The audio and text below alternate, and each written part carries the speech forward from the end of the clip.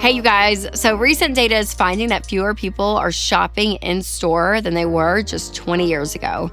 But studies are also finding that consumers are spending more money than ever before. So how can both of these things be true? Well, that's what we're going to talk about today. And stay tuned because I'm also sharing 5 tips to keep you under budget while most of the country is falling for all these consumer traps. And before we get started, make sure to hit that subscribe button on this channel so you don't miss a future episode. New data from the Bureau of Labor Statistics says that stores are seeing significantly less traffic than just a few decades ago. But the price of daily essentials has gone up, and we all know this because we're feeling the pain, right? Just because we're not in-person shopping, even if we're doing it online, man, things are getting more and more expensive.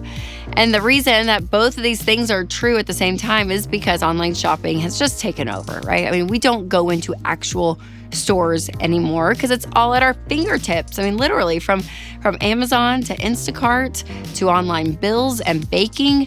I mean, we are spending hundreds every single week without even leaving our house. I mean, it is wild how much you can do, how much shopping, how much buying, just your phone. I'm like, even our pizza place has an app. So it's like you hit the app, you hit Apple Pay, you pay it with literally two hits of a button, and then it shows up. I mean, it is wild how easy it is to spend, how convenient it is in one way, but that usually means we are overspending.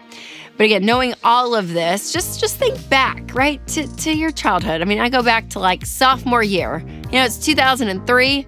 You're wearing your knockoff Birkenstocks, your flared khakis, your Abercrombie hoodie. You got your BFF. You're going to the mall. You just use your cheese straightener. You're going to go buy a phone case over your Nokia phone. You got your North Face jacket on that you got for Christmas. I mean, all of it. You got about $15, $20. You're going to go to Claire's, call it a day. You'll get a Auntie Anne's pretzel from the kiosk. I'm like, that's what we did. Like, that was it. Going to Hollister, can't breathe, can't see, but that is where we lived. I mean, it's it. There wasn't much to it, and you got a little bit of money, you go and spend it, and then you leave. But now, man, those days are gone. It kind of makes me sad. It really does. Going back to those days would make me happy. But again, nowadays, it's not just $15, $20 when you're online. You see it all. It's all right there. Stuff you never would have known existed. But there it is on your phone. And that is why it makes it so easy to overspend, is the knowledge of all this that is out there and the convenience of spending so quickly. Now, I have some ideas on how to protect ourselves from that risk. But first, I do want to share with you another way to protect yourself online, and that is with our sponsor, Delete Me. I saw a headline recently that really caught my attention, that 1/3 of the U.S. population's background info is now public. So for 115 million of us, data breaches mean that our info is out there for anyone to find. And again, this is our names, our addresses, our phone numbers. I mean, so much. And this is why I love Delete Me, because they find and remove your information from hundreds of data broker websites that go and they buy, they sell, and they trade your personal data. That is what these data broker websites do. And Delete Me goes and takes your data off of these online platforms. So they really let you be in control of your online privacy, which is why I love Delete Me. And individual Delete Me plans start as low as $9 a month. So sign up today at joindeleteme.com/Rachel for 20% off, or click the link in the description. All right, here are 5 ways that you can stop yourself from going over budget with the wrong click of your smartphone. And spoiler alerts, number 5 is the most important. All right, number 1 is to add to cart and wait. I say this a lot, but I think this is really a great tip, because if you're in a shopping mood, like, yeah, be in it. It's fine, right? Like, go and enjoy. Click, click, click, click, click, but don't buy. Let your emotions die down. Go back a day or two later. And usually when you go back and look through the cart, you're like, oh yeah, I really don't need that. Didn't need that. Didn't need that. Didn't need that. It's just amazing. Letting time between you and the purchase can save you money. Number 2, keep an intentional list of all your needs. So think about like paper towels. Maybe you have to buy a plane ticket next month because you're going out of town. You know, whatever is happening in your life, just make a list for it. Don't feel like you have to go buy it right that instant. And then let that list guide you. So whether it's like once a week, go and check it and be like, okay, what do I really need right now? And let that be your guide versus this instant idea of like, oh my gosh, I have to buy something and buy it right now. The third is to make sure that you have money set aside in the budget. So always be using cash. If you are not budgeting, you guys, you have to do this because this is giving you the guardrails and really the boundaries around spending your money. And it helps you spend in peace.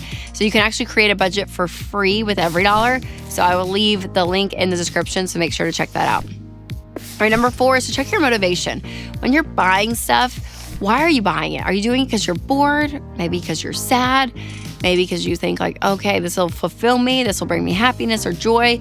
Like when you know your motivation behind something, it can make you second guess your purchase. And I think it's really healthy to do is to stop and ask why. One question I always ask is, if nobody sees this purchase, do I still want it? So again, it's getting your motivation in the right spot. Number 5 is to create friction. So those other 4 items on the list should accomplish this. But again, adding time, adding different steps to slow down the process is going to help you. So I really resist creating online accounts on stores that I love, because if so, you can just log in and everything is built in, they know what you like, all your info and your address and all of it is there. So like you can buy so much faster, where instead maybe you go on a website, shop, wait a little bit, see if you really want it a day later. And if you do, still go through the actual buying process of like entering your address or entering in your debit card information. So again, putting some time and friction in place is really, really key. So when it comes to spending money, the landscape will always be changing, and your job is to adapt and to keep your habits in check no matter what technology or what trends are out there. So if you have fallen behind a little bit in this area, don't worry, you're not alone.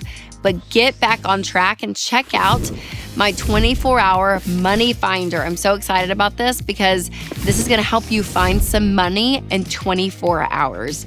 This has been really successful for people because it's making you kind of think outside the box, check a couple of things, and again, hopefully find some great margin.